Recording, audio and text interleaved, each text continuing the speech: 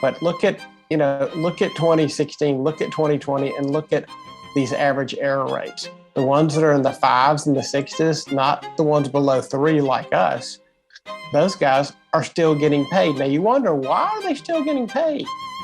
And the reason they're still getting paid is because their media outlet or their university had no reward for getting it right. Their reward was for pushing an agenda.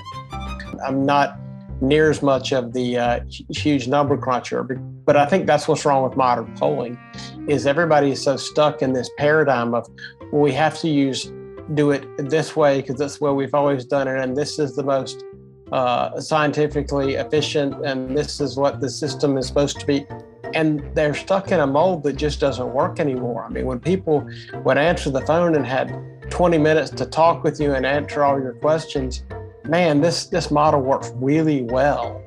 And when there was no shame for having a political opinion, but those days are gone. If you're trying to give it a polling average, then having groups that are very one-sided make up a disproportionate amount of your polling average is going to skew your average.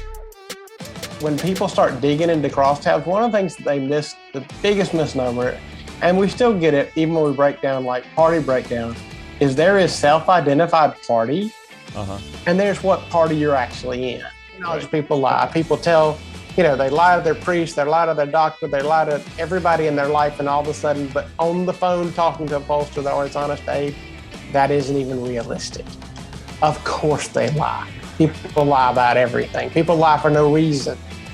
And so you have to acknowledge that human behavior and that desire of humans to have the person asking a question look at them favorably will affect what they say. It's hard right now to measure what the potential Republican vote could be, because this was kind of the article that was out a couple of days ago from Nate Cohen in the New York Times that I talked about last night on Hannity, was this idea that the polls could be underestimating the vote of Republicans in the same old places they did in 2016 and 2020. I think there's a lot of truth to that.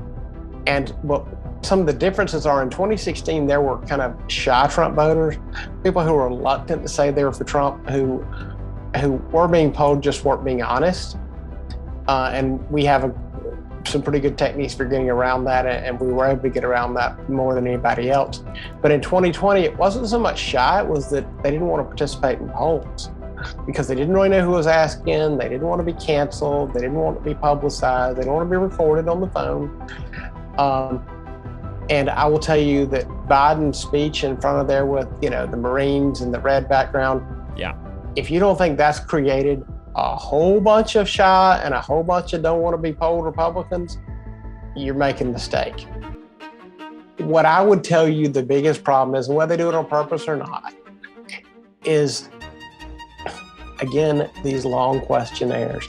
These long questionnaires overestimate people who pay too much attention to politics. And I saw one the other day, and it doesn't matter what state it was. And I looked at it, and it said 50% of the people who took this poll described themselves as having a college degree, a graduate degree, or a postgraduate degree. 50%. Now, guys, they ain't a state in America where the general election turnout is 50% college graduates. But if you're going to ask people 42 questions, that's exactly the kind of people who take those polls. So I think it's the overestimating of the college graduate population, because you get such long questionnaires that, regular folks don't bother with them. Because again, regular people, the first question they always ask us, how long is this going to take? And if your answer is anything more than, it's just 5 questions, just 6 questions, just 3 minutes, they're hanging up. So I would tell you, if you want to be a good consumer of polling, look at the number of questions. When you see it north of 15, north of 20, it's garbage.